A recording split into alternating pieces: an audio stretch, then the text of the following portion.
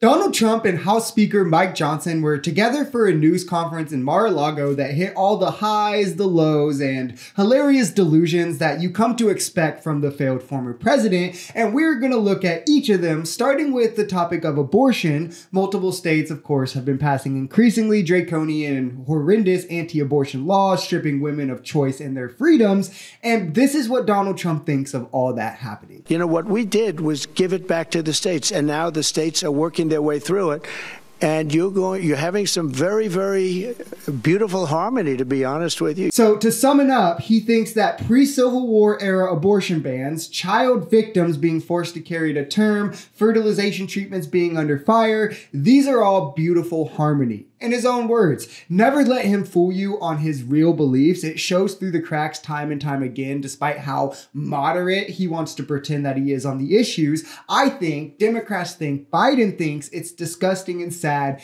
indefensible, horrendous legislation that should have never been passed, and Trump thinks it's beautiful harmony.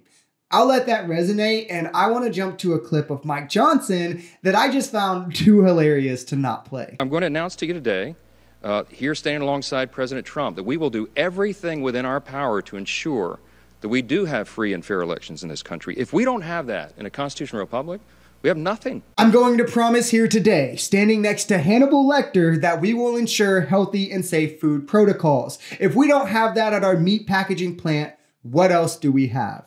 Sticking on the topic of Mike Johnson, Trump is hilariously asked if he supports Marjorie Taylor Greene's motion to vacate him, and watch the word salad that ensues. Do you support Marjorie Taylor Greene's motion to vacate, or do you stand behind Speaker Johnson? We're getting along very well with the Speaker, and I get along very well with Marjorie. We have a Speaker. He was voted in, and it was a complicated process, and I think it's not an easy situation for any Speaker.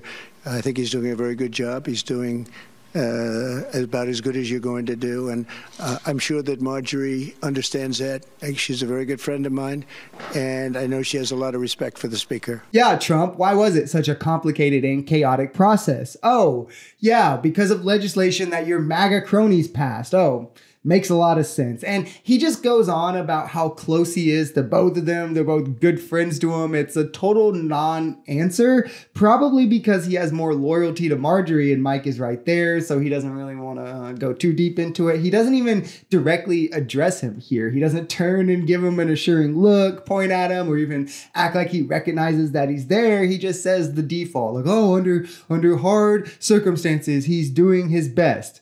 So do you think it's good or not? And you can see Mike Johnson in the corner staring at him, just hoping for anything that he can cling to for his self-esteem. It's funny that he says Marjorie respects Mike, though. She quite literally just referred to him as the Democrat Speaker of the House and someone who is owned by Russia and could never be a Republican. There's lots of respect there, huh? I'm testifying. I tell the truth. I mean, all I can do is tell the truth. And the truth is that there's no case. They have no case. And again, you have to read the scholars, read all of the legal scholars. I haven't seen one legal scholar that said this is a case. Okay, first off, there's definitely a case here because Michael Cohen has already went to prison for the same crime or for his part in this exact crime. And the legal scholar thing is also untrue and was painfully easy to prove as such. These conferences with Trump are getting filled less and less with actual information and substance, policies, things that presidents are supposed to talk about. Who cares about any of that?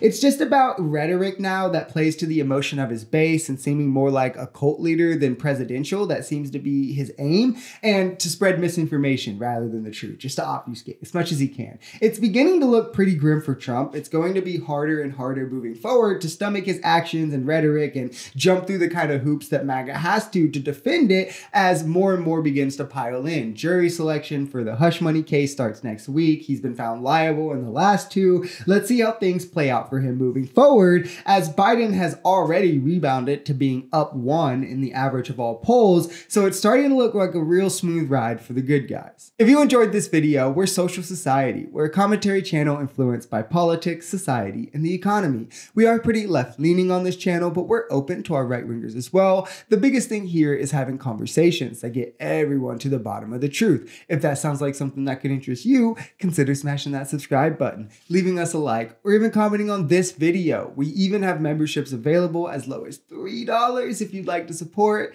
because the only way we become a society is together.